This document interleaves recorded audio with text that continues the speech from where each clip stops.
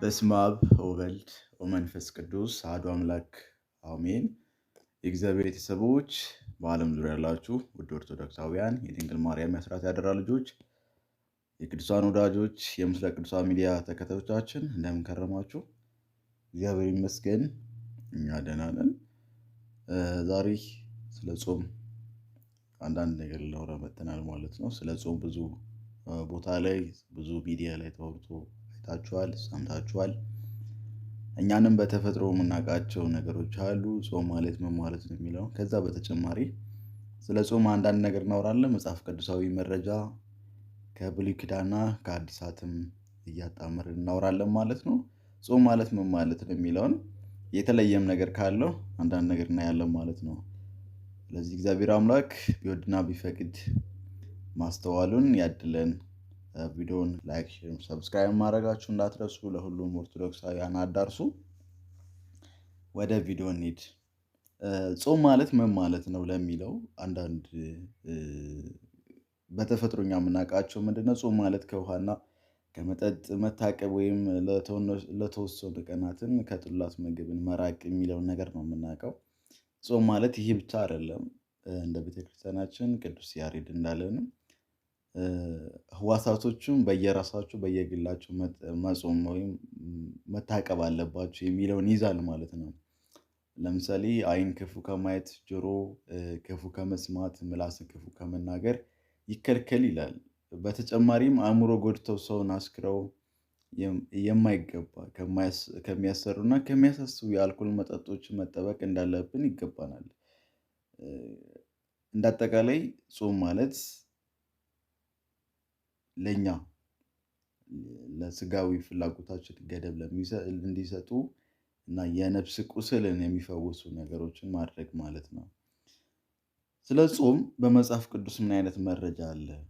ጾም እንዴት ነው የሚገለጸው ስንል በዋናነት በብሉይ ኪዳንን እንመልከትና ወደ አዲሱም እንመጣለን ማለት ነው። ብሉይ ኪዳን ላይ መጽሐፍ ቅዱሳዊ ነው ወይ ጾም ምን ነበር የሚለውን እያንዳንዱ አብዛኛው ቦታ ላይ እንዲሁም ትላልቆችን ጭምር አባቶች እንደ ጾሙ ያሳያል ማለት ነው። ለምሳሌ ዘጸአት ላይ ምዕራፍ 34 ቁጥር 28 ሙሴ በዚያን 40 ቀንና 40 ሌሊት ከእግዚአብሔር ጋር ነበረ፣ እንጀራም አልበላም ውሃም አልጠጣም፣ በጽላቶቹ አስሩ የቃል ኪዳን ቃላቶችን ጻፈ ይላል። ስለዚህ ሙሴ 40 ቀንና 40 ሌሊት ጾሟል ማለት ነው። መጽሐፈ ሳሙኤል ምዕራፍ 20 ቁጥር 26ም የእስራኤል ልጆች ሁሉ ሕዝቡን ሁሉ ወጥተው ወደ ቤቴል መጡ፣ አለቀሱም፣ በዚያም በእግዚአብሔር ፊት ተቀመጡ፣ በዚያ ቀን እስከ ማታ ድረስ ጾሙ ይላል። ስለዚህ የእስራኤል ልጆችም ሁሉ ወደ ቤቴል ወጡ፣ አለቀሱም፣ በእግዚአብሔር ፊትም ተቀመጡ፣ በዚያ ቀን እስከ ማታ ድረስ ጾሙ ይላል። አንደኛ ሳሙኤል ምዕራፍ 7 ቁጥር 6 ወደ ምጽዋሙ ተሰበሰቡ፣ ውሃም ቀድተው በእግዚአብሔር ፊት አፈሰሱ፣ በዚያ ቀን ጾሙ ይላል። አንደኛ ሳሙኤል ምዕራፍ 31 ቁጥር 13ም አጥንታቸው ወሰዱ፣ በኢያቢስም ባለው በአጣጡ ዛፍ በታች ቀበሩት፣ 7 ቀንም ጾሙ። ሁለተኛ ሳሙኤል ምዕራፍ 1 ቁጥር 12 ለእግዚአብሔር ሕዝብ ለእስራኤልም ወገን እንባ እያፈሰሱ አለቀሱ፣ እስከ ማታ ድረስም ጾሙ። ሁለተኛ ሳሙኤል ምዕራፍ 12 ቁጥር 16ም ዳዊት ስለ ሕፃኑ እግዚአብሔርን ለመነ፣ ዳዊትም ጾመ፣ ገብቱም በመሬት ላይ ተኛ። መጽሐፈ ዕዝራ ምዕራፍ 8 ቁጥር 21 ላይ በአምላካችን ፊት ራሳችን እናዋርድ ዘንድ ከእርሱም የቀናው መንገድ ለእኛና ለልጆቻችን ለንብረታችንም ሁሉ እንለምን ዘንድ በዚያ በአህዋ ወንዝ አጠገብ ጾም አወጁ ይላል። መጽሐፈ ነህምያ ምዕራፍ 9 ቁጥር 1 ላይ በዚያ ወር በ24ኛው ቀን የእስራኤል ልጆች ጾመው ማቅም ለብሰው በላያቸው ትቢያ ነስንሰው ተከማቹ። መጽሐፈ ነህምያ ምዕራፍ 4 ቁጥር 4 ላይ ምዕራፍ 1 ቁጥር 4 ላይ ይህም ቃል በሰማው ጊዜ ተቀምጬ ያለቀስኩ፣ አያሌ ቀንም አዝን ነበር፣ በሰማይም አምላክ ፊት እጾምና ጸልይ ነበር።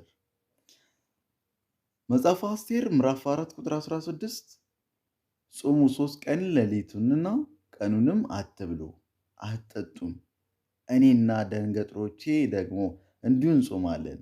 ምንም እንኳ ያለ ሕግ ቢሆን ወደ ንጉሡ እገባለሁ፣ ብጠፋም እጠፋለሁ።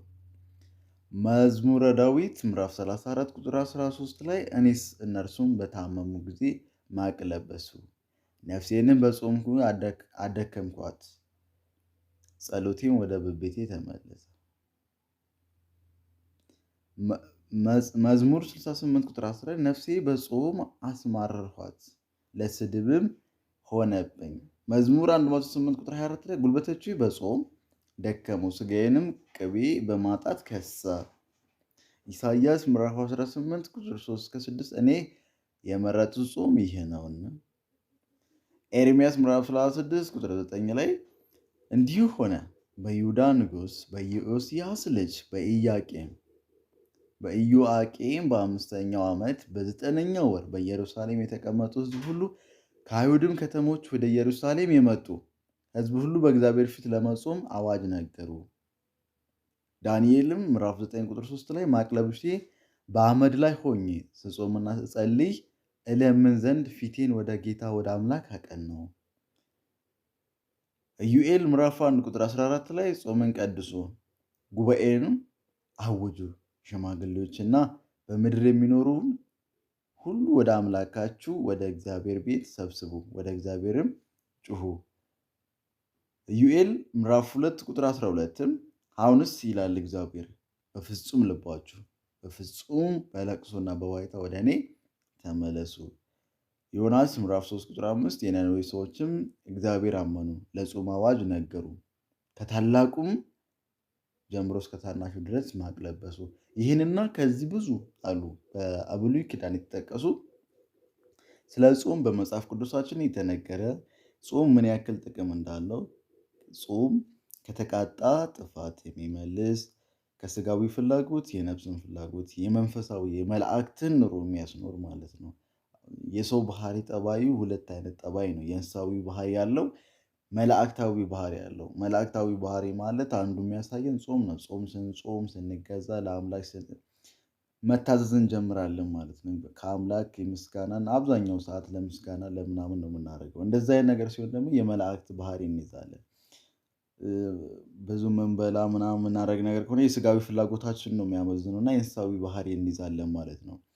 ስለዚህ ጾም በመጽሐፍ ቅዱስ እነዚህና በጣም ብዙ ይጠቀሳሉ። ስለ ጾም የጾም ጥቅሙ ጾም ስንጾም መሰረታዊ የሆነ ቤተክርስቲያናችን የምናጾመን ከብሉይ ኪዳን ተነስቶ እስከ አዲስ ኪዳን ድረስ የሚያሳየን ነው ማለት ነው። ስለዚህ በብሉይ ኪዳን ከብዙ በጥቂቱ የጠቀስናቸው ናቸው እና ስለ ጾም ምን ያክል እንዳደረጉ ማለት ነው። በአዲስ ኪዳን ጾም ምን ያክል ነው?